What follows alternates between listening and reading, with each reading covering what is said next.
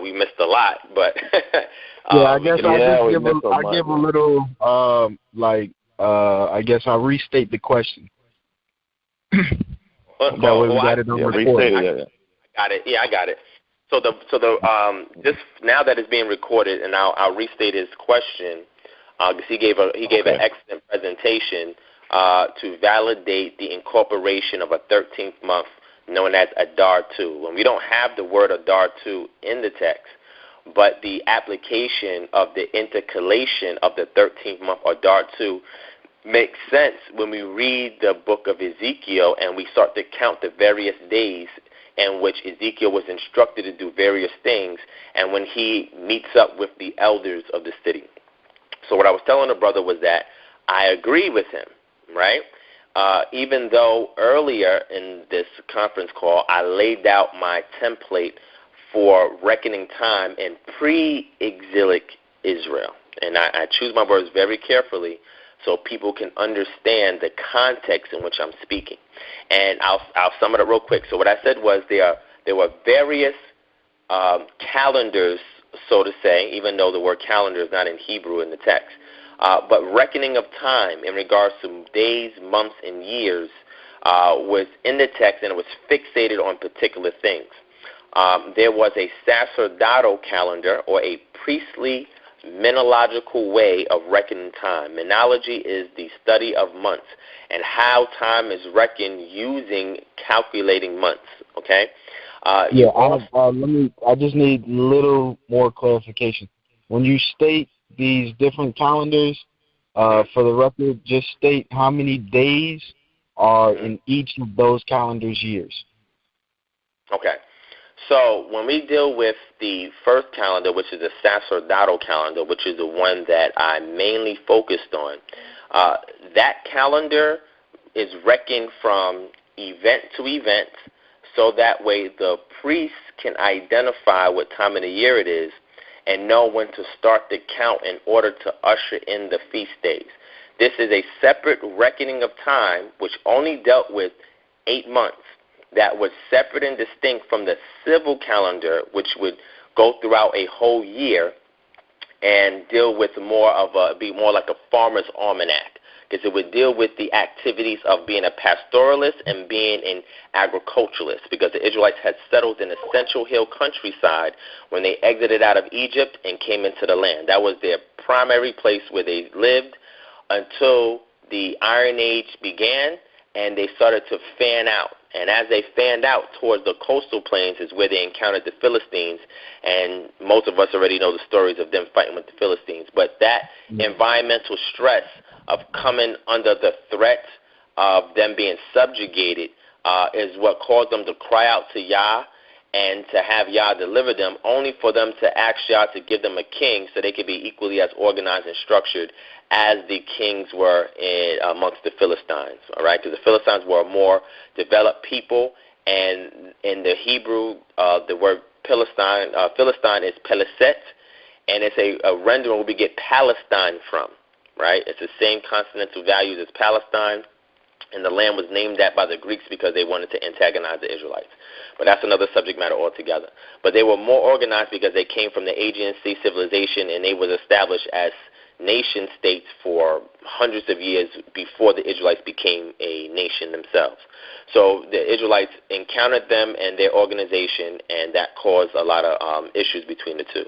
So I say that to say that things developed over time, and the Israelites had to adapt, and the text became progressive, where the Most High was dealing with the Israelites according to certain events that was occurring.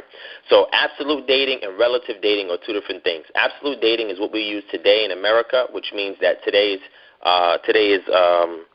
what's today? Today is May 12th, because it's after midnight, May 12th, 2017, according to our modern reckoning of time, which is based off the Gregorian calendar. And the dates and years has been created irrespective of events.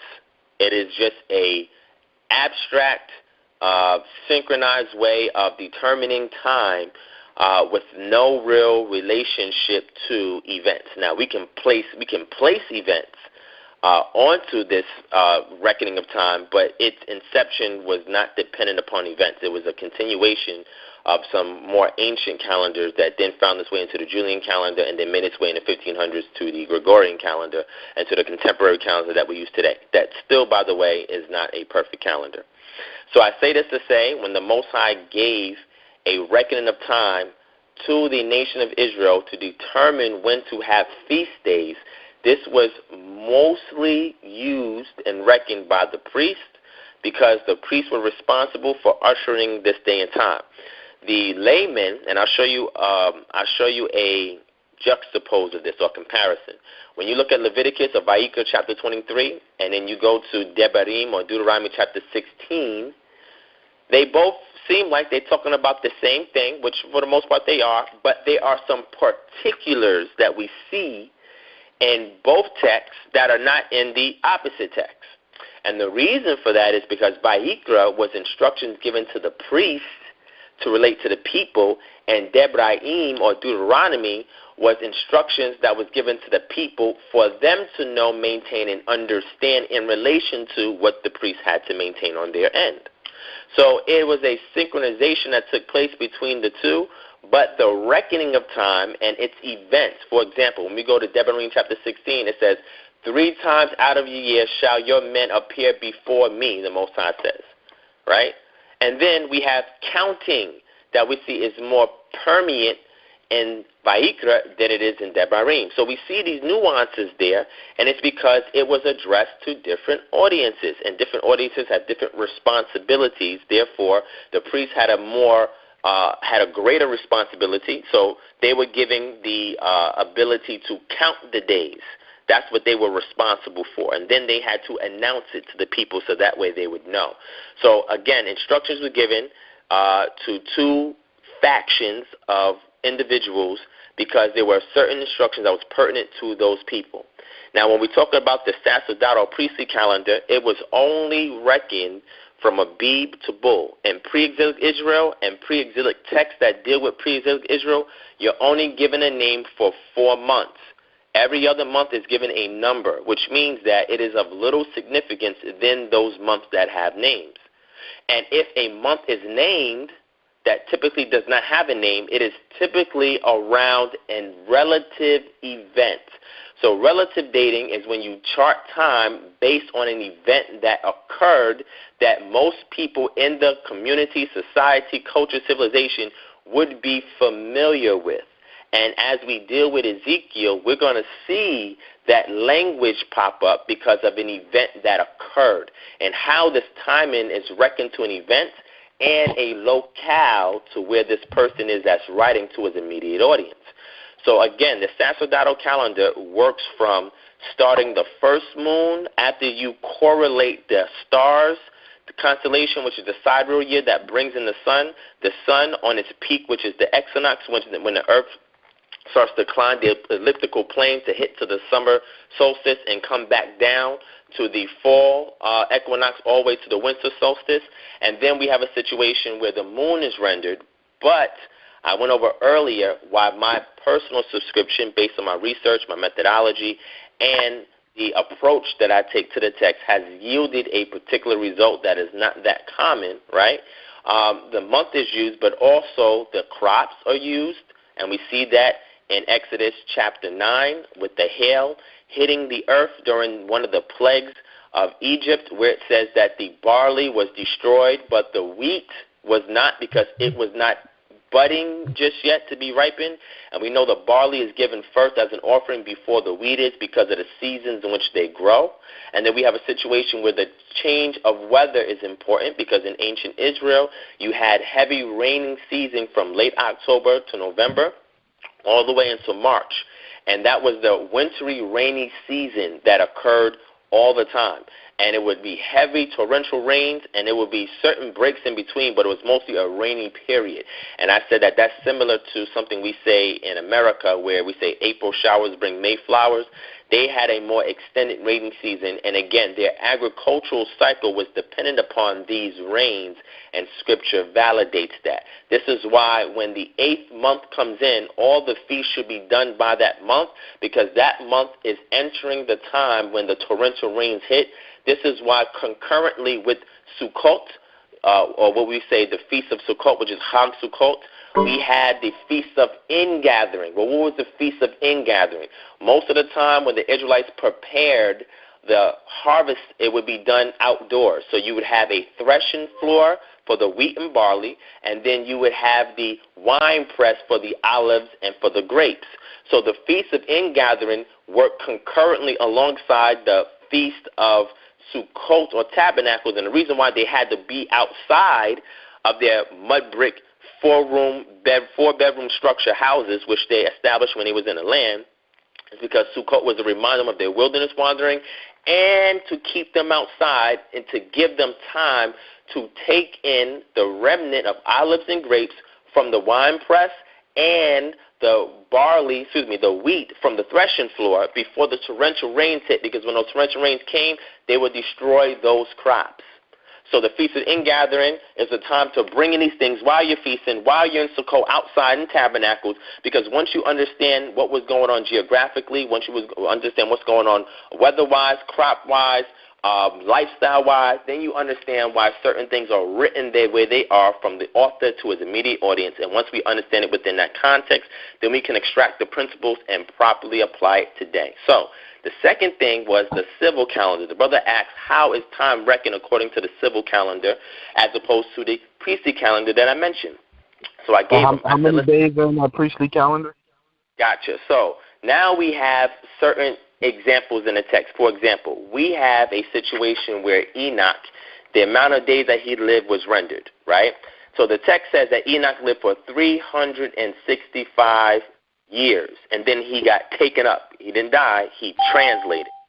So that particular figure is inserted there, and that is the figure that a lot of the calendrical understanding of a lot of the people, or I ain't going to say people, but the Israelites that actually wrote commentary to the text understood that being symbolic of the amount of years, days, not years, my apologies, that are rendered in a quote-unquote calendrical cycle, right, a calendar cycle.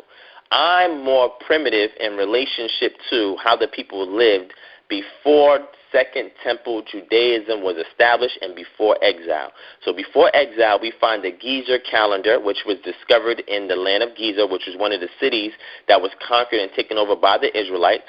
We find the Gezer calendar, which dates from 925 to 950 BCE, and on there is a reckoning of 12 months.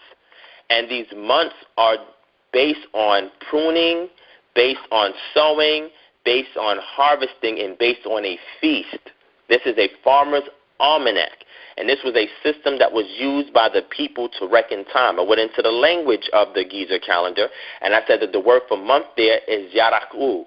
Yarak'u, the U being a dual plural in Hebrew, which is a more antiquated way of a dual plural, because in biblical or classical Hebrew, a dual plural is A'im. When you hear Mitzra'im, A'im is indicative of a dual plural, which means a plurality of two different things. Egypt was known as ancient Kemet by the natives, and it was called ancient Kemet because it was the black land due to the soil or the soot.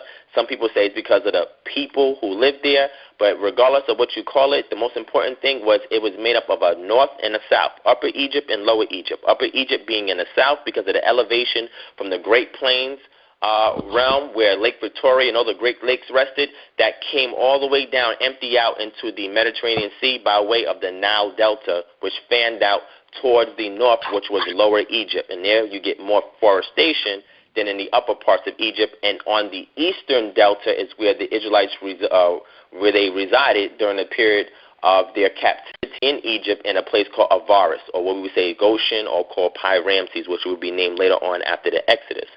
So now we have a situation where we have a civil calendar, which is based on agricultural events, not days per se, even though they more than likely counted days, but it was mostly based on agricultural events, because when the Israelites came into the land, they settled in the Central Hill countryside, and they became pastoralists and agriculturalists. And being an agriculturalist was important for them to be able to look at the crops and determine what time of the year it was and what to do certain things in the land. If you see where Giza is located at on a calendar and you go back and do research in that city, you'll understand what time of the year certain crops grow, and you'll understand why whoever authored the Giza calendar wrote it the way he did, because he understood that there was 12 months in a year. In an agricultural year, there was 12 months. But with the priesthood, because there's no intercalation mentioned in Torah, it's because they did not use the same way of reckoning time that the laymen did. And we also related that to the Sabbath, which was an occupational day of rest for who? The laymen. The laymen were not to kindle a fire, but the priest always had the fire kindled, which means it showed a distinction between activities that the laymen were supposed to do and not to do on certain days, and the activities of the priests were they to do and not to do on certain days. And reckoning time, we start to see evolve as we go through the Tanakh. Torah has a specific way of rendering time, but once you get into the writings and the prophets, it game changes depending upon the location, depending upon the author of the text, depending on the audience who they're writing to, depending on whether it was in captivity or before captivity, or whether upon there was a relative event that occurred that they dated time to. We have to look at all of these factors in regards to understanding what was occurring. And again, the way that the word Yom is related varies. For example, the book of Samuel relates feast days and Yom a little differently than we see in the Torah, because remember, Torah was given before the Israelites settled the land, which means they was in a different environment. Different things concerned them, different things worried them, different things stressed them, and we have to consider that by the time those people get into the land. We see the book of Joshua and then Judges, and then we see the monarchy arise when we get to the book of Samuel, etc., right? So these things are very important to keep in mind when we're reading the text. We cannot read it the way we read a novel, and we assume that was one author that wrote all of these books or all of these chapters, and he had the same worldview consistent throughout every one of these chapters. The text itself that we get is a conglomeration of various manuscripts authored by different people, because we attribute names to them. Different people at different periods of time and different times where different historical events were going on, different cultural things were going on, different ways that they lived, lifestyle stresses, political changes that was occurring. All of these things have to be taken into account when we're reading the text, because it gives us a better understanding and teaches us how to harmonize things that seem like they are contradictions, but they're really not. So to relate this back to what the brother was saying as far as Ezekiel, in regards to reckoning time of days, that's something totally separate. It was anywhere from 29 to 31 days, and the consensus is not consistent because we have a different situation going on in Torah than we do by the time we get to Ezekiel. Ezekiel, they're in captivity, and they're under a different regime, and there's a different way to reckon time in captivity under this different regime. And the purpose of the Chaldeans being mentioned, because the Chaldeans were the priestly class or the priest warrior class of the Babylonians, and they was the ones responsible for charting the skies. They created things called astrolabes in order to determine time, right? They were also the ones who wrote the cuneiform receipts of the Israelites or the Judeans or Yahudim when they resided in Al-Yahudu, which was a city that was established by the Israelites when they was in captivity. And what we do is that if you go back and look up the Al-Yahudu tablets, the Al-Yahudu tablets have a bunch of Semitic Hebrew-like names where these people were recording various transactions, but it was not written by them. It was written in cuneiform by the Chaldeans that lived in that region because they were the priests of the time. So if you're in captivity for X amount of time and you have a captor and you have to do the day-to-day life activities in order to live, in order for you to conduct transactions, business transactions, you have to have receipts, and these things have to be documented, and the receipts is dependent upon the political regime that you're under. So America uses the Gregorian calendar. They have a particular calendar. All transactions that you do in America that is placed on a receipt that you get is based on this calendar system because you're under this regime. It was the same thing. So if I'm writing to an audience in America and I have to use the reckoning of time that they're familiar with, I'm going to write to them in the language that they'll be able to understand based on what's going on in history at the time, in the culture at the time, and looking at the language of the text, which all gives us clues to better harmonize every time we come across something that seems contradictory in the text. So when we read Ezekiel chapter 1, and we're looking at the preface of Ezekiel chapter 1, which we read, we see something very unique because the text is giving us clues as to what's going on. So the first thing I asked the brother, I asked him, honestly, I said, do you know what Chebar is, or Chebar? He said no, he wasn't sure where it was at. And then I said, well, if you look where it's at, you'll be able to understand what's going on at that time. Because when we continue to read the preface, we also see the word captives or exiles in certain translations by the Chebar River, which when we read it, it goes on to say it was the 5th of the month and the 5th year of the exile of King Jechannan. Well, when was King Jechannan, when was he taken into captivity? Well, we got to go back to the book of Kings in order to see, and Chronicles, in order to see when that happened. And then once he was taken into captivity and we count the time, we see how many years the Israelites were in captivity, right? And then it goes to say that they were where? In the land of the Chaldeans or the Babylonians. So the reckoning of time is going to be different if Ezekiel is writing to the audience. Now, Ezekiel wrote his whole text while he was in captivity, and he wrote it to an audience that was also in captivity, and they were all under the auspices of the rule and reign of the Babylonians, which used a different political calendar than what they would have been accustomed to when they were in that land. Because another clue is, why are there no names mentioned for the months? So we see in Pre-Exilic Israel, we have 4 names for months. We have the first month being Abib, the second month being Ziv, the 7th month being Ethanim, the 8th month being Bull. Well, when we read the book of Ezekiel, we don't see these names. And then when we go to Ezekiel, we don't even see him name the first month Nisan, which would have been the Babylonian adaptation of the name. And the reason for that is because they were still in their early transitional stages of leaving what they once knew and transitioning into a brand new system that they've been acculturated into, inculturated into. Acculturated means it is 2 different cultures that side by side, living amongst each other, start to trade things as different parts of the customs and culture of the other culture, and they start to share it together. Inculturation is when you're born, when you are foreign born into a native land and you lose your culture because you've adopted the culture of the inhabitants of the place that you currently live at. And that typically happens to 2nd, 3rd generation peoples when their parents leave other countries and come to America, and they have a 2nd, 3rd, 4th generation. The 1st and 2nd generation starts to acculturate because you still have some of the native culture, but by the time you get to the 3rd, 4th, 5th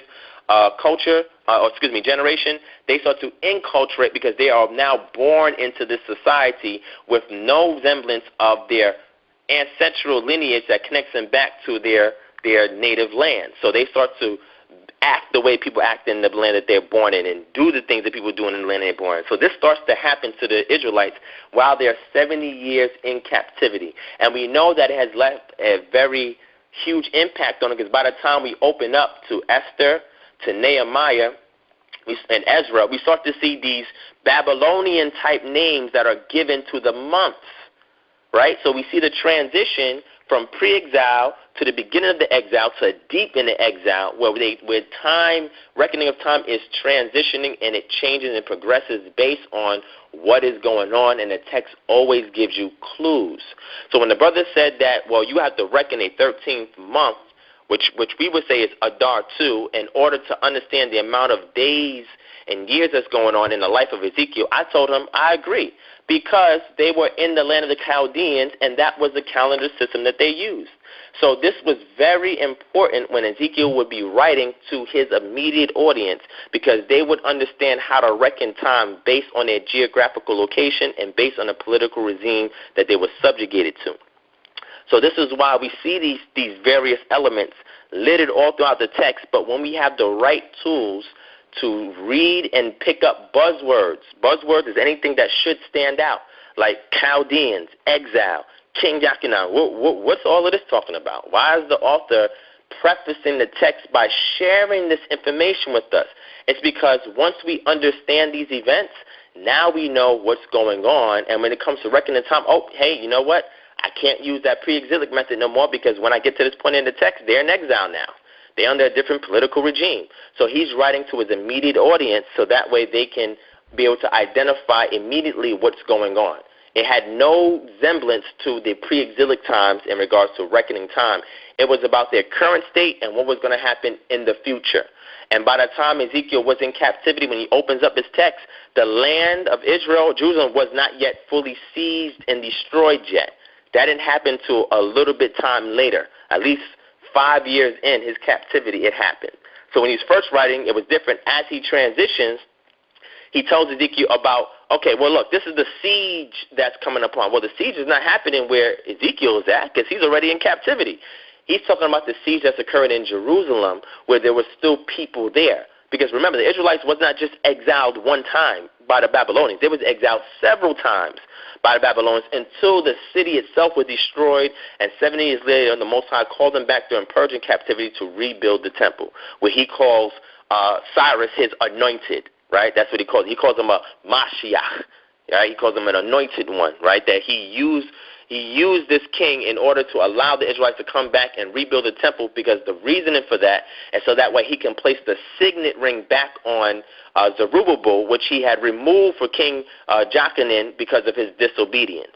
So all of these things happened for a reason. He used various people in different times with different political things going on, social constructs happening, economic situations occurring. And when we read the text as it's happening in real time in the past, then we understand why certain things transition the way that they do and how it's easily harmonized when we just understand the backdrop before the text opens up. And a lot of times we get those clues from the text itself.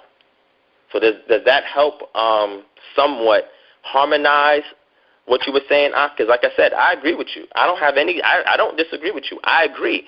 By the time they was in Babylonian captivity, yes, they had adopted that way of reckoning time, and they were transitioning into using Babylonian names for the time, the method of reckoning time. But before then, they were not counting time in months and days that way. It was a totally different ball game because of what was going on at that time. Does that help?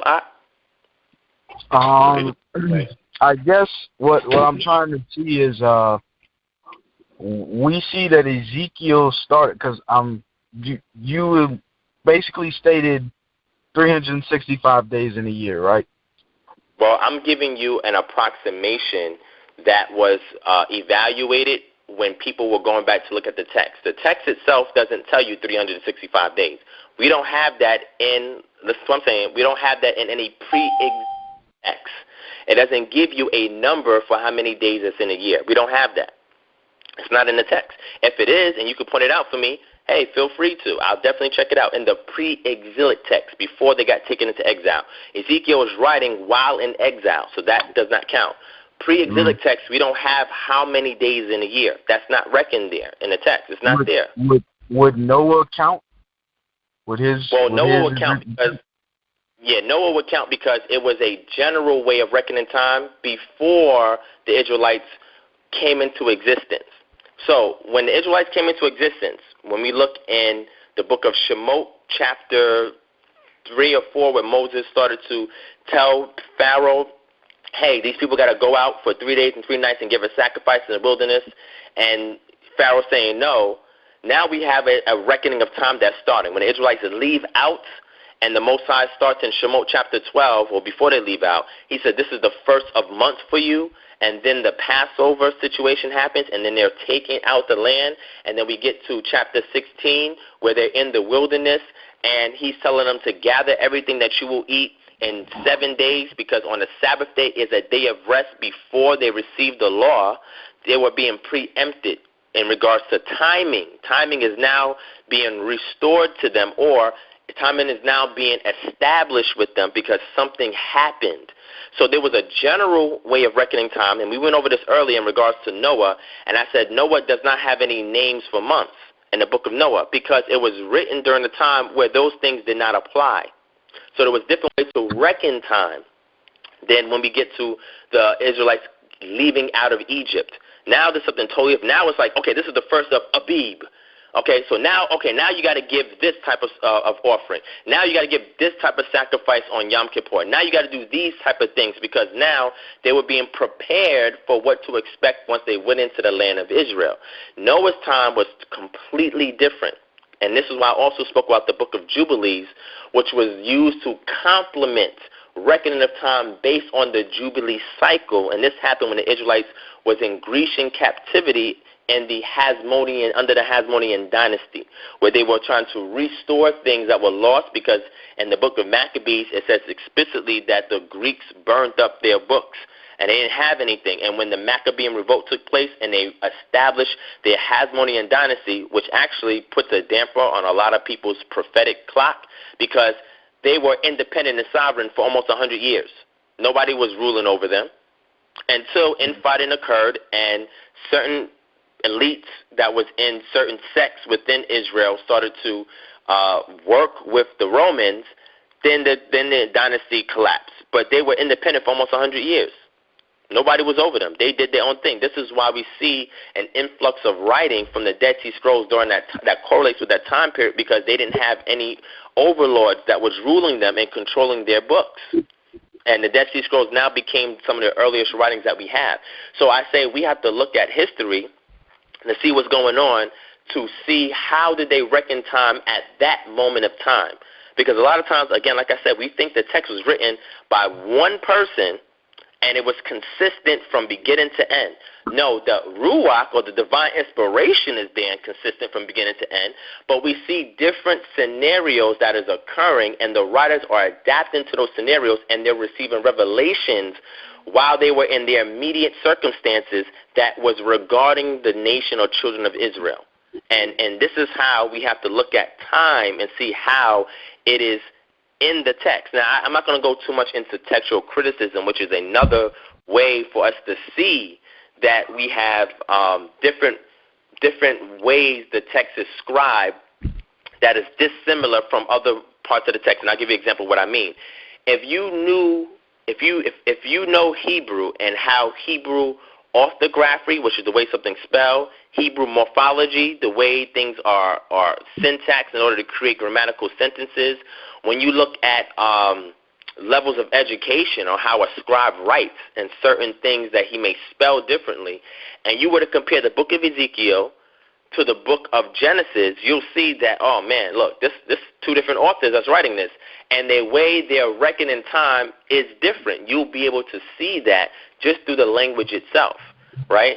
So the most thing that is consistent is the Most High working with his people from Genesis all the way to Revelation, but based on certain world events that were occurring that immediately affected the audience, hence why certain authors had to rise up and write certain things to give to the audience based on what was going on in their environment. The Torah was written to capsulize the social memory of traditions to the Israelites, as well as the codified statute laws and commandments to know how to govern themselves when they get into the land, right, and how to keep the feast as a memorial for what the Most High has done for the children of Israel, which is very important, right?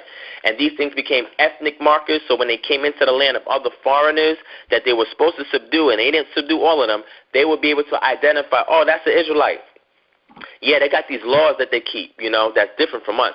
Oh, they got the way they reckon time different than what they do, than us. Oh, well, you know what? They have different feast days than what we have.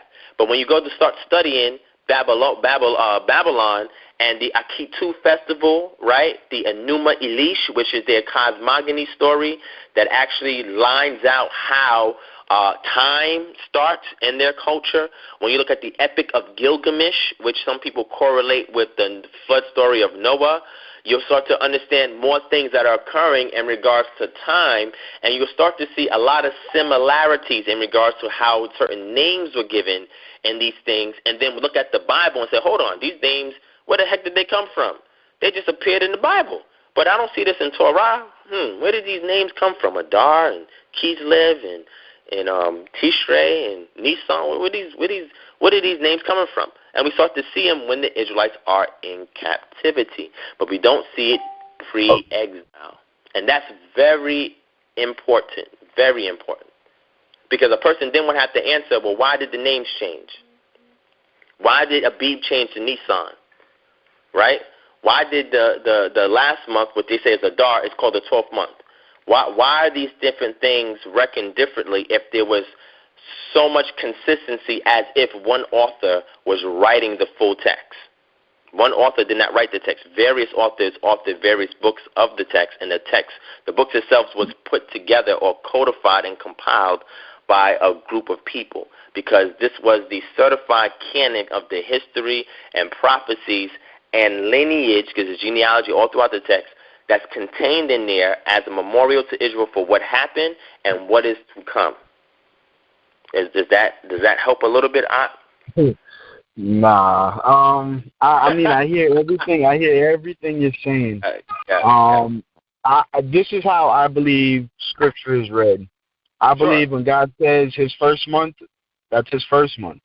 You know, when He says His seventh month. See, and this is the thing. I don't get caught up in the names because okay, no problem. If I get caught up in the name, it's still month number 1. You know what I'm saying? The month number 7 is still month number 7, whether you call it Kislev or you call it July or you call it. But I'm just using July as an example because I don't follow the Gregorian calendar at all. But month 7 is still month 7. Month 1 is still month 1. Month 1 starts the day 1 of the month. Let me ask you a question. So the first month for you, if we was to chart it on the Gregorian calendar, would be what? The first month for this biblical year that we just entered started on March, the new moon. March, I believe it was 27th. Hold on, let me double check real quick. So how is that also the same as the first month as the Gregorian calendar? It's different. But it's not the same month because I'm going off of biblical standards and not man-made standards where they don't anchor months to the moon. Their weeks just continue with weekly cycles that don't adhere to a new moon day nor a Sabbath day. You know, they just have a continuous cycle that is not anchored to anything. It's just a continuous counting of days. You know, so according to God, when God says month 1, He means month 1. Whether you call it Aviv or you call it Nisan, you know what I'm saying? His month 1 is His month 1.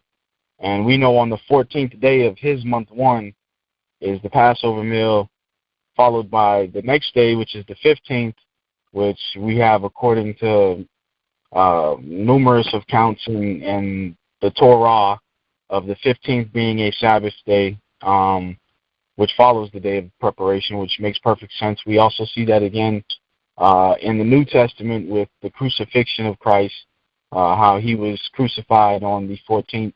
The next day was the Sabbath day, which was the 15th. The day that followed was the first day of the week, so we understand that, you know, the week continued. But His first month is His first month. You know, He tells us that His months begin with the moon, and that's Sirach 43, 7, and 8, and that it increases beautifully. So to increase, that means it has to start from a state where it has no illumination. It has to increase and it's an illumination. Can I say something? Yes. So right now we go off the Gregorian calendar because we're in America. Before you came into truth, that's what you was going off, the Gregorian calendar. So what he was saying, like the example he gave, the captivity that they were in at that time, Babylonian captivity, they were going off of that calendar system. No matter what about he's not arguing about whether another system existed before that. He's just saying that this is why they spoke in those terms, because they were in captivity and they had adjusted to their system. Like we're in America and we have adjusted to this system. Mm-hmm. I hear what you're saying, but I would have to state that he would have to prove that they were using another calendar right here with Ezekiel. He mentioned many calendars but he didn't prove that they were using different counting of days here.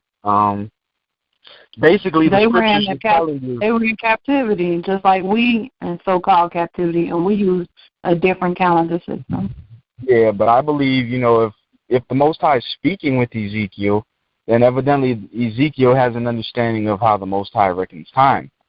So we do too. We use a different system when we acknowledge feast days, right? And we look at the New Year. What the brother says. I'm just saying we don't go according to the Gregorian calendar when we acknowledge the New Year, but us, Israel, we know when the New Year is, and we do it on a different day. But when it's time to go to work and go to court, we might acknowledge that Gregorian calendar. All right, so the Gregorian calendar has nothing to do with God's calendar at all. I understand what you're saying about we operate on a day-to-day basis with activity based upon the Gregorian calendar, because we know on the Gregorian calendar certain things are closed on the weekend, but a man-made calendar holds no weight against God's calendar. And God told you that his calendar starts, the month starts with the moon. The month is called after the moon's name, according to Sirach 43, 7 and 8. So Ezekiel's not dealing with their calendar when he's speaking here. He's dealing with God's calendar when he's speaking here. And when we continue, and when you get to Ezekiel 4, you'll see that after the Most High gives him instruction, he then continues to do what was given to him. He starts on the 11th day of the 4th month of that year, which was the 5th year of the captivity in Jehoiakim, and by the 6th month, 5th day of the following year, he had already completed the instructions of laying on both sides for basically accumulation of 430 days. When you do the actual counting of days out, starting from the 11th day of the 4th month of the 5th year, you count 430 days forward using a year that only consists of 365 days. When it comes to the following year, 6th month, 5th day, Ezekiel's still laying on his right side to finish up the 40 days for Judah. So evidently, he wasn't using a calendar that has 365 days in it. He was using a calendar that at that year, between the 5th year and the 6th year of Jehoiakim's captivity, that 5th year had a 13th month, which is why he would actually finish about approximately 2 weeks before the 5th day of the 6th month, when you use a calendar that has 390 days for 1 year. And then when he finished the additional 40 days, he's in the clear because the 5th day of the 6th month hadn't come yet. So it's okay for Scripture to confirm that he's sitting up. So he wasn't following a Babylonian or this calendar or that calendar. He was following God's counting of time. Does the text state that? That's the question. Yeah, that's what I'm stating. If you actually do the counting forward, because the Scripture gives us a start date. The Scripture gives us how many days he has to perform this action, and then the Scripture shows us this day, the 5th day of the 6th month, he's already sitting up. So with that being stated, it's inferred he already completed his 430 days. Now, if you have a year with 365 days in it, it's impossible for him to have finished the 430 days before the following year on the 6th month, 5th day. He would still be laying down on his right side to finish the 40 days that God instructed him to do. And I believe Ezekiel was a very obedient individual. So I don't think he was sitting up on the 6th month, 5th day of the following year before he finished what God commanded him to do, which is why I'm stating, that's why I kept asking you how many days are in your year, because if we plot this on a calendar, we fill out how many months are in how many days are in a month. We start from the 11th day of the 4th month. we count 430 days, we should not land nowhere after the 5th day of the 6th month. We can't, because according to Scripture, he was sitting up on that day. So you understand what I'm saying? Yeah, I feel you. So can you see that same reckoning of time in Torah? If so, can you provide an example? Yeah, matter of fact, in Torah with Noah had a year that had 360 days in it.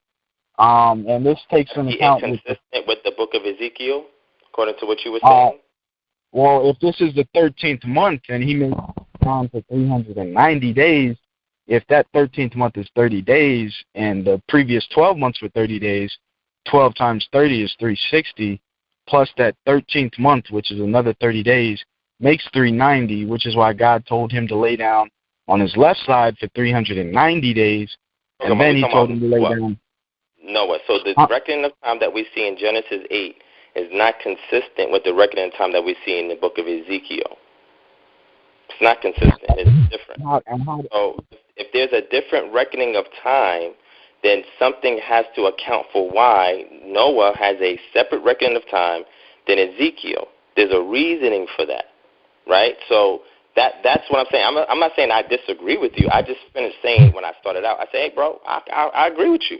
I agree that it was a 13th month when they were in captivity because of the scenario in which they were living. So the time period will go based upon what is occurring in the lifestyle of the people at that time. And that lifestyle was, in Babylon, they had a 13th month called Adar 2. They had a 13th month because it was a lunar calendar, and they needed that 13th month in order to fix the calendar back so that the seasons aligned the same time every year. Because after 3 years, you're off at least 33 days. So you have to have a way to add a 13th month to restart the cycle so that way you're back within the same season, right? So that's why I said I agree. That anchors the new moon to the beginning of the year. So, like stating for this past year that just went by, we had a 13th month. So is this how they fixed their calendar to make it fit, to make their lunars fit? What you say, sis? I said, so is this like an example of them fixing the calendar to make their lunars fit? To make their rumors fit? Lunars. Does he keep the lunars happy? Yeah, I think the brother was going in. He was saying that it was 30-day cycles from the as we take a look. He was saying as we take a look in the time of Noah, as you go through that prophecy or that time period in Noah, it was I guess through his calculation he received there was 30 months that got him a 360-day time period that. 360-day for a year for a time period, and I guess Noah was in the ark a year and about 10 days or something like that. And he was saying from keeping up with that calculation that it was 360 days for a year, 12 months, 30 days apiece.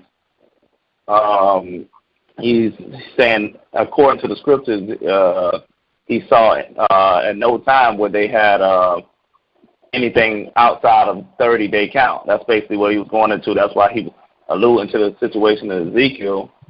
What's the last point you was making about Ezekiel? You said Ezekiel was how many days? 430 days that came out to a year and a year and how many months was that? 13 months. You got the 13 months. 430 days is how many? 430 days is a year, and how many months are you saying that is? 360. Somebody subtract 430 from 40 days. So if you do 360, and he said 430. So if you do the subtraction, you actually get 70 days from 360 to 430.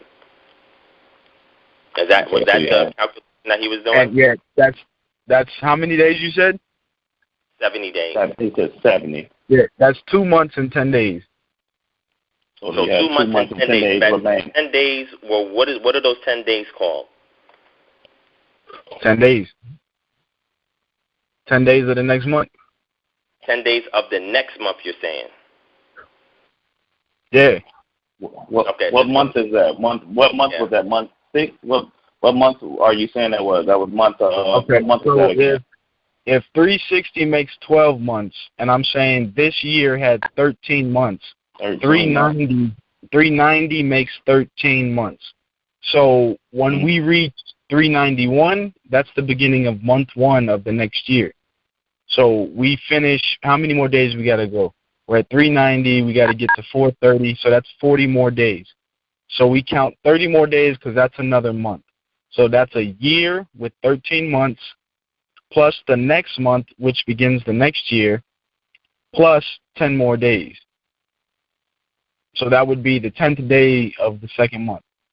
Do you have a reference in the book of Ezekiel that talks about a 13th month? Which is why you have to use exactly what's given to us here in Scripture. Ezekiel started laying down on the 11th day of the 4th month of the 5th year of Jehoiakim's captivity.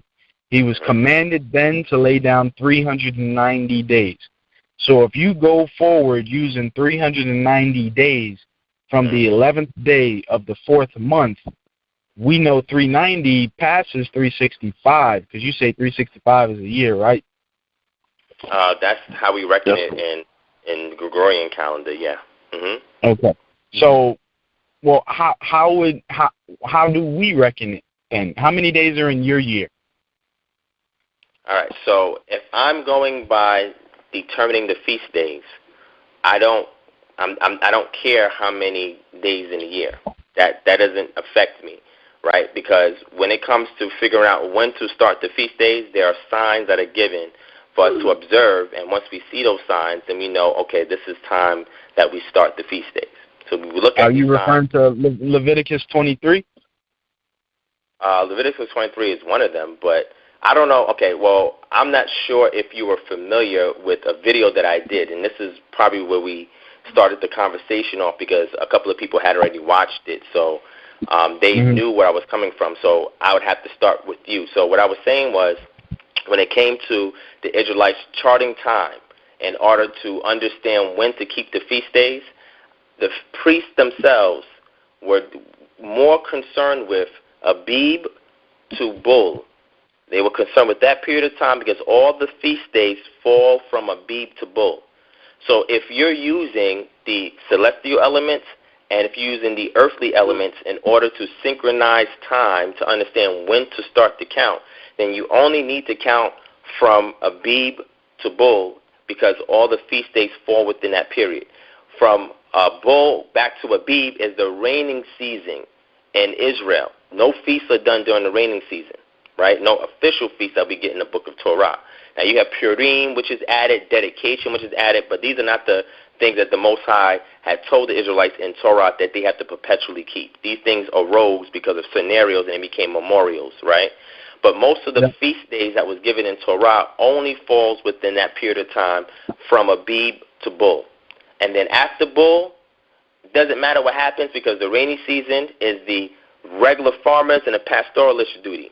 Has nothing to do with the priests. The priests don't have to count no days and no times.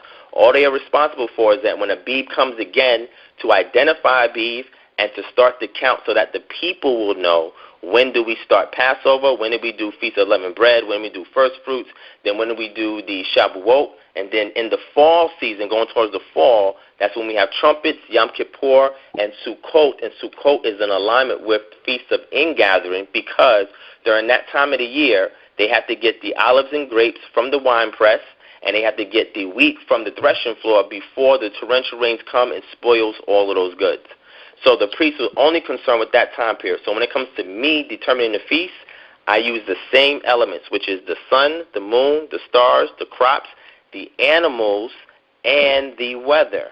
All of these things have the word season tied to it, littered throughout the Tanakh, where the people will look at these things as indicative of the Moedim, which are the reminders when to congregate together and have your annual feast. So that's how I reckon time. I reckon it the same way they did in pre-exilic Israel, because it was more natural and in relation to the things that was in their environment before captivity. Now, also remember, Jeroboam changed the calendar as well because he started doing things that was off. For example, when we look in the book of 1 Kings, I'll get it real quick. And when we see Jeroboam... So are you saying Jeroboam changed God's calendar, or are you saying Jeroboam changed... Jeroboam started to do something that he was not authorized to do. For example, in Torah, you're given a provision for a second Pesach or Passover if you are unclean that first month. You're allowed to do Passover in the following month. Hence why we have a name for the second month called Ziv, because you can also keep Passover during that month. That's very important, right? But when it comes to the fall feast, you're not given that same provision. It is only for Passover. So when we go to look up Jeroboam, we'll see that Jeroboam actually tried to change the game with no authority to do so, because he was in the north. He was a northern king, and he was from the tribe of Ephraim in the north. South was Rehoboam. Rehoboam dealt with Judah.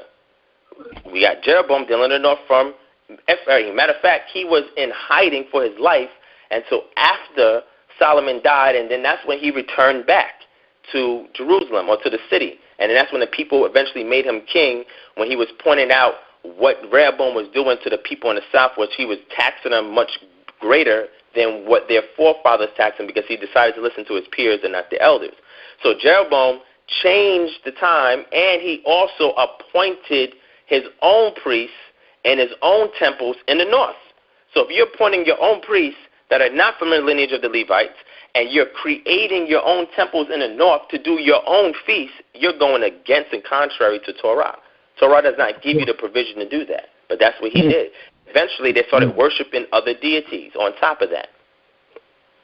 Yeah, and they because went you can't change God's calendar. God's calendar is the sun, the moon, and the stars. So God's calendar still remains intact. You understand? Like, God's calendar can never be changed unless he changes it. But anybody else had anything to say? You could state your name and... Oh, shalom. Shalom. It's your brother, Kokab. Shalom. I'm an ambassador of the Enoch calendar myself.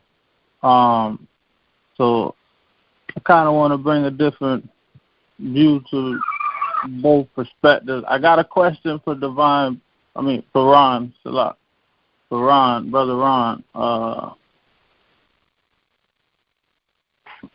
But I think the brother already asked. I'm not sure. When it comes to the days in the year, I was wondering, why did you dismiss the Enoch calendar based off a 365-day year? No, the Enoch got 364. Right. Yeah, so I was wondering, why did he use that to dismiss? Dismiss it. Okay. Good question. Go. Let's see. Yeah. So, in regards to the Enochian calendar, and again, just so people know as a reference, you can go to my YouTube channel and type in cultural liberation through research and application. And if you click on that, there's a 3-part series you can check out, and I go into extreme detail on my positioning. So if anything I say now nobody catches, or they don't get it immediately or can't write it down, you can just go back to the video and watch it. It's a 3-part series, and it's about 7 hours long, because I go in depth with everything, right? I try not to leave no stone unturned in regards to my conclusion.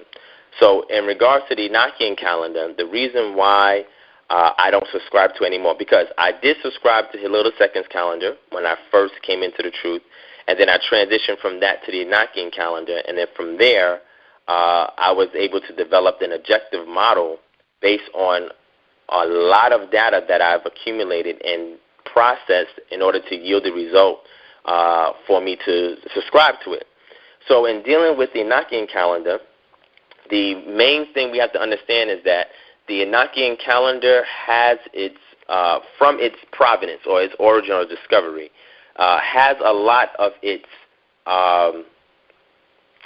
origins with the Qumran community or the Akkad community, and a lot of their extra-biblical writings, right? So a lot of their extra-biblical writings correlated with what we see in the book of Enoch, but some of it did not correlate with some things we see in the scriptures. And there's a really very important reasons for that. But the main thing is that they were trying to... do you have any examples? Yeah, so they were trying to keep the prominence of the sun. So not only are the Dead Sea Scrolls replete with fragments of the book of Enoch, and it's mostly in fragments. We don't have the full codex. You have to go to either the Slavonic or the Ge'ez manuscripts to get that. But you also have the book of Jubilees, right? And the book of Jubilees correlates with the book of Enoch, right? In reckoning time and in establishing the prominence of the sun. And the reason why the prominence of the sun was established is because their oppressors, which were the Greeks who desecrated their temple, who tried to force the people to assimilate into Hellenism, their calendar, which was the Macedonian calendar, which is based on the Athenian calendar, which was a hybrid of the Babylonian calendar, because that's when Alexander the Great made his way into Babylon, and he met the Chaldeans, and he saw how they was reckoning time, and said, man, we got to use this. So he took that and brought it with him, into the Levant region in Egypt, and then he passed at a young age, and then the Seleucids, which was in the Levant region, they continued to perpetuate that calendar, and then you had the Ptolemies in Egypt, and they perpetuated the same calendar with some slight variations over time. But the book of Enoch, after they threw off the yoke of their oppressors, because in the book of First Maccabees it says specifically that their books were burnt by the Greeks. The Greeks destroyed their works.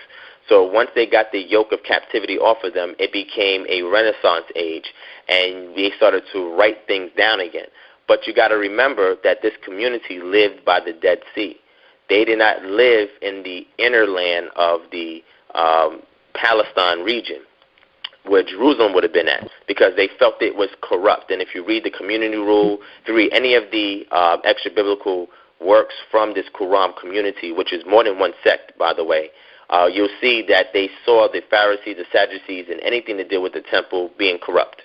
So they created another method in regards to salvation that did not utilize the temple, right? Because they felt that the temple was not going to be there permanently.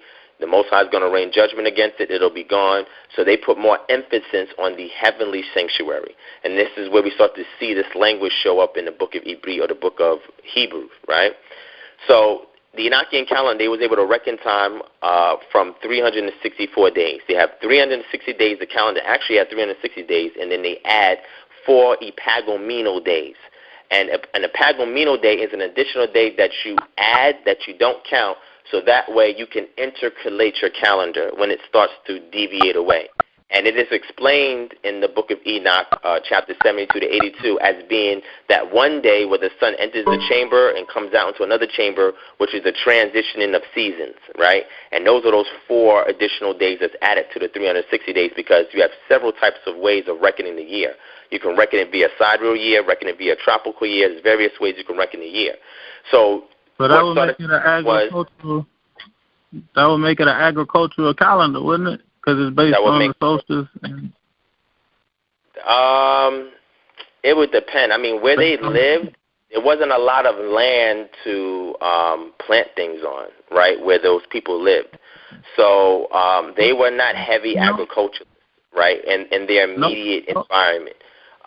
So that's important to know, to look at their diet. They also left a lot of items behind, and there's several books you can get on it that shows you all the artifacts that they found alongside the scrolls at the Dead Seas, and you'll see what type of diet they had, what they ate. A lot of times they were vegetarians, and that's mostly because they believed that a lot of the meats were sacrificed unto idols, so they didn't eat meat.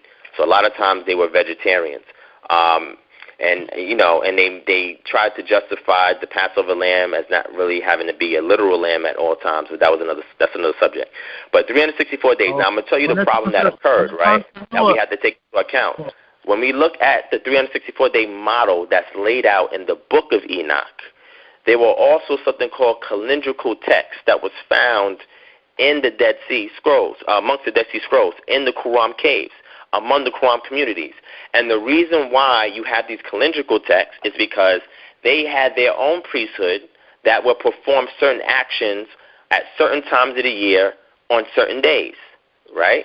And it was different than what we in Jerusalem. Huh? Oh, you're referring to the temple scrolls. But you made mention to the Guttas, the Ethiopic Guttas of the book of Enoch. Which the Ge'ez. That's the whole codex that we have of the book of Enoch. Right. So there's that's also what I'm over dealing with. And they got the Jubilees as part of their canon.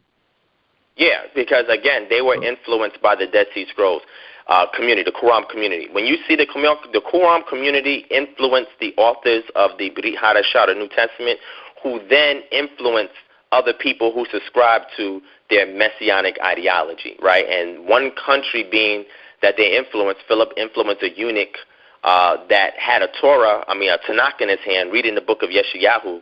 He influenced him, and after he influenced him with his message, he brought that information back to Ethiopia. And then eventually, when Jerusalem was ransacked, a lot of those messianic individuals retreated into Africa, and they took the Nile all the way down, or all the way up, depending upon your orientation, to the Ethiopic region, and they continue to empower the people there. Also, you hear the exploits of Queen Sheba, and she's the one who got the Torah and parts of the Tanakh that was written at the time, brought to Ethiopia. So you see an influx of Israelites coming to Ethiopia until you finally have a canon with the Tahawido Church in Ethiopia, and they have the Book of Jubilees as well as the Book of Enoch in their canon.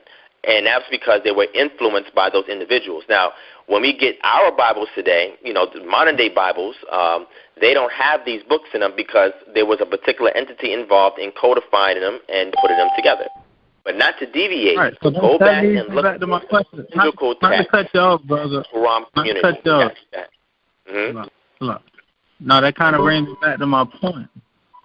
When it comes to the 365-day year. I don't want to deviate too far from my question. No problem. 365-day year. You said that this was a problem for you because Enoch is 364 days. So I was just wondering, why is this 365 days discrediting? Do you subscribe to the Enochian calendar of 364 days, or do you subscribe to 365 days? Which one you want me to address? I subscribe to the 364 days. But I'm saying, you said for you, you know what I'm saying, it was a problem because there's 365 days in a year. I don't know if I'm misquoting you. No, you're not misquoting me. I'm saying geologically speaking, there is approximately 365.25 and then some change. It's not exactly 365.25. But that varies because, again, there's a lot of different theories on that.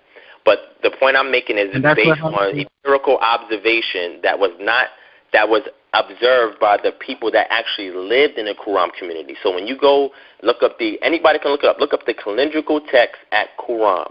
And when you look up the calendrical text at Qumran, you'll see that they were made by different sects, and they had different ways that they interpreted the Enochian calendar because it was not consistent in regards to keeping up with the seasons.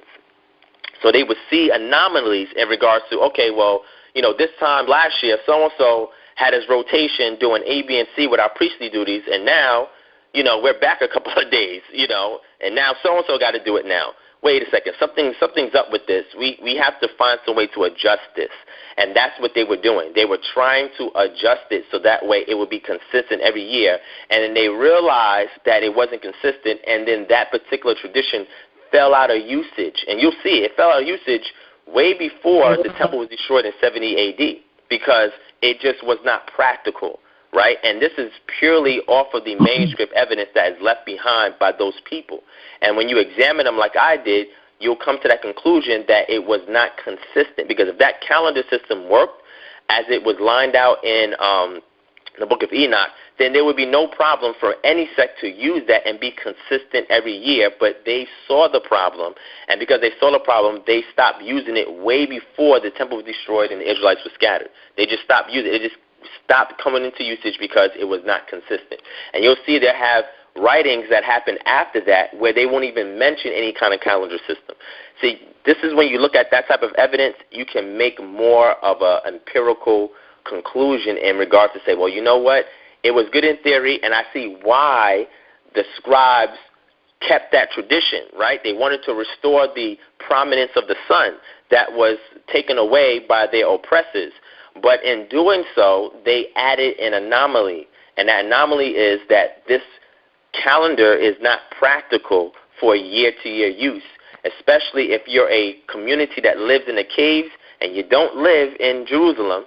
So you're not getting 2 or 3 witnesses to look for the FBC to determine when time starts. You're not doing that when you're living in the cave. They're just using strictly the sun because they feel the moon is transgressing because the moon is behind at least 10 days every year. Well, they also have to take into account. Go ahead. I'm sorry. Go ahead. I was going to say it comes in 10 days too short, and that's 354 days. So that leaves 364 days again. And when you say it's not practical, so what are we comparing it to say that, like, what is it not fitting into? Because it seems like the only thing it's not fitting into is a 365-day year. So then when I check out the 365-day year and when this came about, that brings me back to the pagan. Like you said, that seek to change time. And it gives you approximately, let me get them on note. They added a year. So when you say they stopped using it, I'm not agreeing with you there. So what I want you to do is go back and look at the calendrical text, and after you read the calendrical text, and you'll see the differences between them, and you also read the priestly duties that was given to various sects, because it wasn't just one sect that was at Qumran. There was various groups that was there. You'll see that it's not consistent, and you'll see that inconsistencies because they were not able to keep it practically simply by observation, empirical observation. So, hello? Yeah, I'm listening to you. When you say empirical, okay. Yeah, remember my calendar in regards to reckoning when to do the feast days is not dependent upon how many days in a year it is. It doesn't matter how many days in a year it is. It doesn't matter because we're looking for signs to determine seasons or the Moedim. So I don't need 365 days. I don't need 364 days. I don't need 354 days. I don't need 300 days, 360 days. It doesn't matter how many days is in a year, right? Because the word calendar, there's no Hebrew equivalent to the word calendar. And when you understand where that term came from, you'll understand why today we call things calendar when relative dating was going on during that time and not absolute dating. The word would be text. Go ahead. What did you say? It'll be the Hebrew word. It's in the scripture. It's dealing with the year's end. Tetzvah. The word calendar is in Hebrew. Where is it at? Show it to me in Hebrew. Not calendar, but as far as the cycle, is dealing with the cycle of the sun. There's the key word, cycle. The word for restore is hadash, restore, repair, where we turn into a verbal noun, hodesh, which we attribute the word month. But the word is also there as yarach and yariyach, which means moon, and those are also translated as month in the text as well. So when we look at a year, we say Rosh Hashanah, Shana is a year, right? It's a full cycle that goes from one particular event to another event or one season to another season. We don't have the word calendar there because calendar denotes something that was not indigenous to the Israelites during their pre-exilic time. Their reckoning of time was not absolute or use absolute or synchronistic dating like it does today. It doesn't use that type of dating. It uses relative dating. That's why we see things such as ascension and descension times as kings. That's why we see things in regards to season. Teshuvah means a full change. And we'll see that word used there in regards to when the kings go to war. It was a particular time of year that the kings went to war. And that was something that was done consistently in the culture when you studied their military strategies. There was a certain time of the year that they would go to war, and certain times of the year that they would not go to war. The text is very explicit about that. And again, when we look at relative dating and we look at that in regards to their environment and things that would affect them immediately, in their own historical context, not ours, then we'll start to derive and see what was going on. So that's why I say when I count the feast days, it doesn't matter to me how many days it is. It doesn't matter. My calculations, that has no bearing on it. It doesn't matter where I'm at. How many hours would you say is in a day? How many hours would you say is in a day then? Would you calculate that? Well, hours is not in the Bible either in regards to pre-exilic Israel. We start to see that term hour is in the Greek in the Brit Hadashah, the New Testament. We'll see some hints at in the rest of the Tanakh, but it's not clear. Hour was something that was kind of unique because, you know, a full spectrum of time was not centered or centralized on an hour. They had sundials, right, such as Ahab's steps, and the shadows on his steps would indicate that, you know, there's going to be a change in the celestial realm where his time of life would be lengthened or whatnot.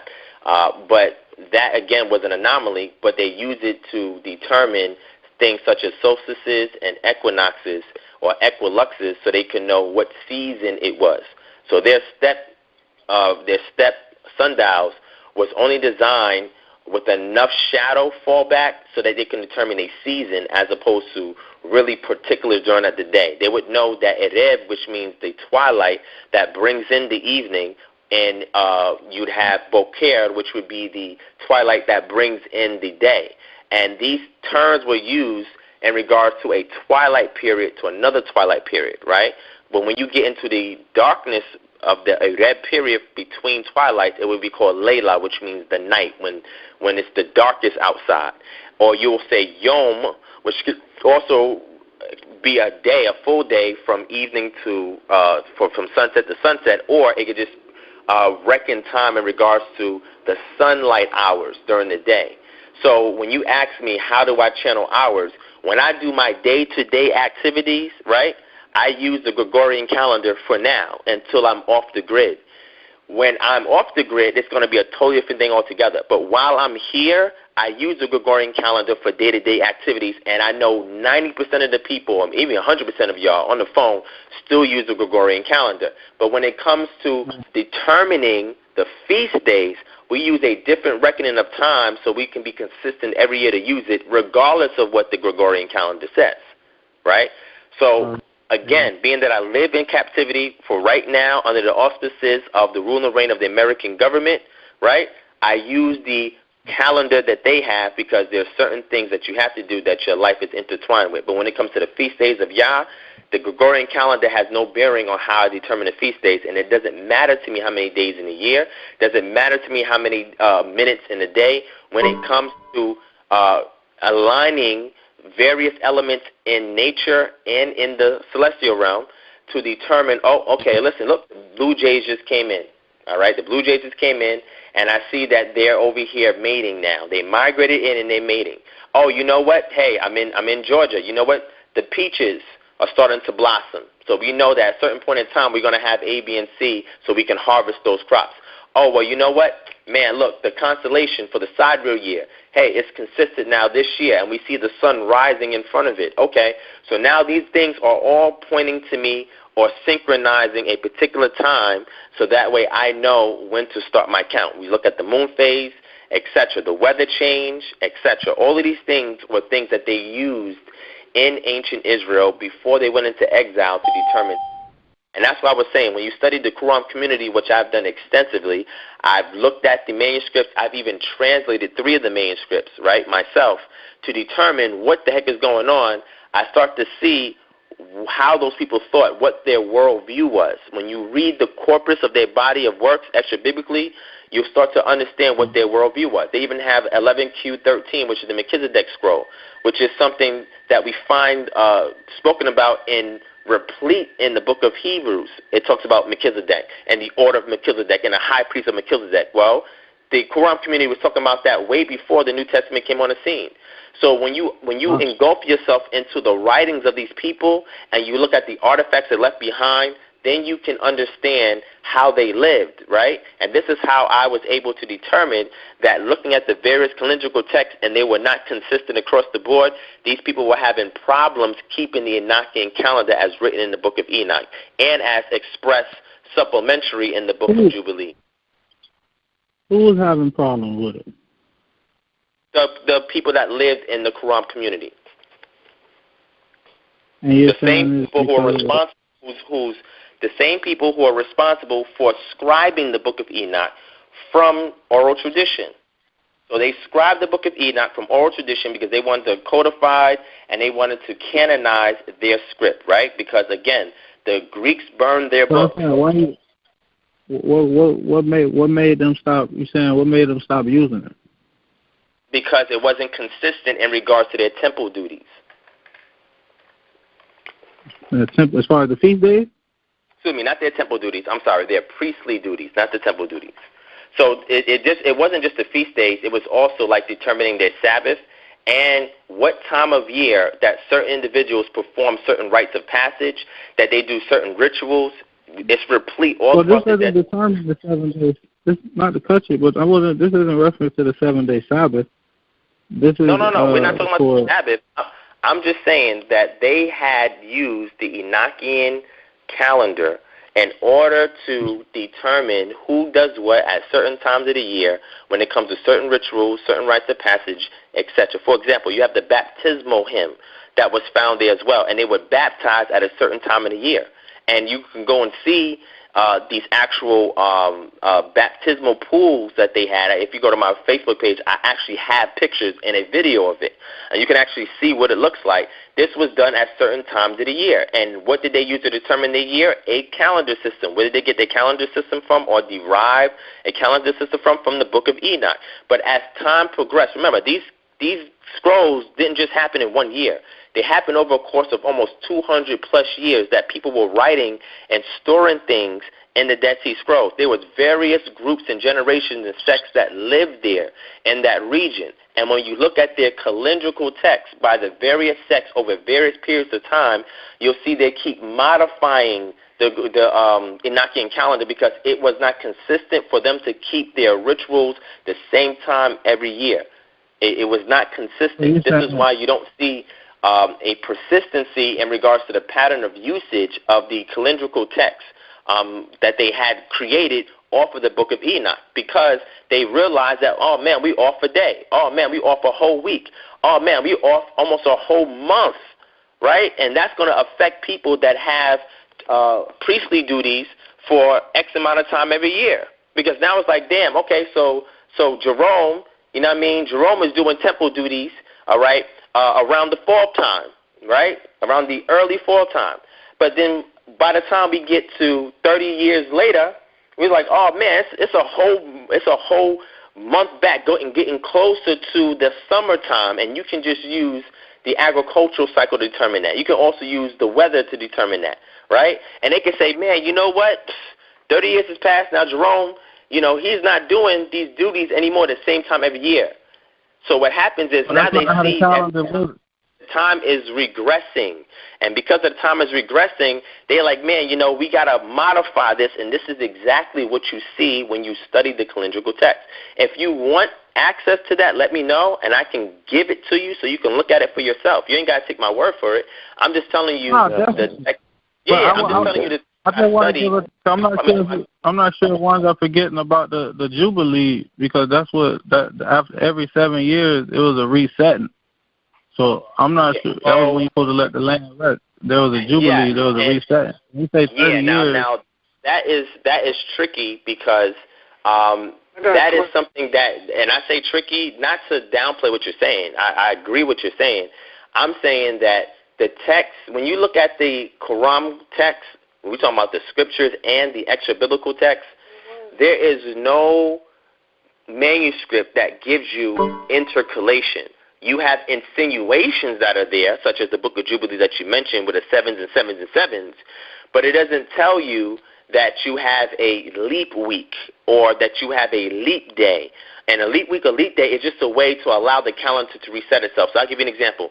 If we follow the Enochian calendar for 7 years, we will be 7 days behind. But if we interject a Jubilee week, we can reset the calendar back And in every 7 years, we add that week that we don't count as part of the calendar. It's an apagomeno week, which means it's additional days we add to synchronize the calendar again. Then you have no problem using the Enochian calendar. You can use that perpetually.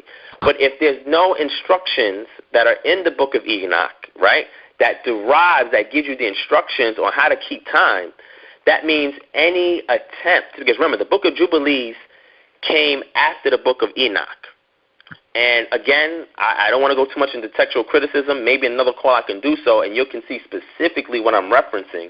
But it was derived from the book of Enoch by the people that lived by those caves. And what they said was they were trying to go back through the recesses of Genesis 1 all the way to Exodus 20 and trying to see how this Enochian calendar can apply from Genesis 1 all the way to Exodus chapter 20. So what they did was they put an emphasis on the Jubilee because the people were not getting a Jubilee when they were in captivity. The land wasn't resting. It was being trampled by Gentiles. The temple was being desecrated and destroyed. So they, being common folk with some Levites amongst them, decided, hey, you know what, man, we need to put emphasis back on the Jubilee system because it has been lost over time. So what they were trying to do was go back and write something complementary to the Torah in order to answer for the reckoning of time being based on the sun and the Jubilee period. Because if you read, for example, if you read the book, the Melchizedek scroll 11Q13, you can write it down, go back and look it up. You'll see that they mention Jubilee, but the Jubilee that's mentioned there that's going to occur has to do with spiritual redemption from the forces of Belial. Belial was the spiritual entity that was the Ha-Satan, or the adversary towards the Most High in the end times, and the priest from out of Melchizedek is going to destroy the works of this Belial character, and he's going to bring with him the sons of light. We see all this terminology replete in the Brit Hadashah. So what this is indicating to us is that these people were thinking about a spiritual liberation because they're not at a physical temple or in the mainland where most of the people live. They was on the outskirts of society. Hence why we got to look to see where they live, how they lived, and what influenced them to write the things that they wrote that left us evidence of the things that we have in our possession today. Most people don't care to do these studies. You know, most of them pick up something that they've been taught, that they read, and say, look, this is what it is, and that's it. But they don't look at all the other evidence that surrounds that. Because when you look at that, it gives you a much broader picture of what was going on. And that's just my angle of study. You know, everybody may not see that as being necessary, and that's fine. To each his own, and I don't downplay, belittle, or disrespect anybody for their worldview. I respect everybody's worldview, whether I agree with it or not. I'm just explaining how I came to my conclusion by looking at as much of the evidence as possible. And I tried to look at this evidence to say, okay, well, why do we have what we have in the scriptures today? And I had to put myself in the mind frame, the psychology, the environment, the time frame, the political stresses, the diet, everything, the geographical location, everything that these writers and authors were going through. I have to put myself in their shoes in order to better see the text of how it was written for the immediate audience and any references that was perpetual to reach us here today. So I try to look as much data as I can before I come to a conclusion to ensure I don't leave any stone unturned, and that through the examination of everything that we have accessible to us today, because there could be things that are hidden that we don't have yet, and that can sway, you know, our opinion on things or our perspective. I'm going based on what I've studied, what I have access to, and if anybody wants to see what it is that I study or want to know how I study, I'm more than happy to show you so you can see what conclusions you come to. I'm not going to keep none of my tools just to myself. I also teach people how to use those tools so they can come to the same study. So I would implore you, if you can, go back and read the calendrical text and look at any studies in regards to the calendrical text, and you'll be able to see that they were written by different sects and they were inconsistent, but they were all based on a Enochian calendar, based on their priestly duties that was falling behind every 7, 20, 30 years, that they eventually just abandoned it because it wasn't practical enough for them. So that's why that's how I come to my conclusion. That's all.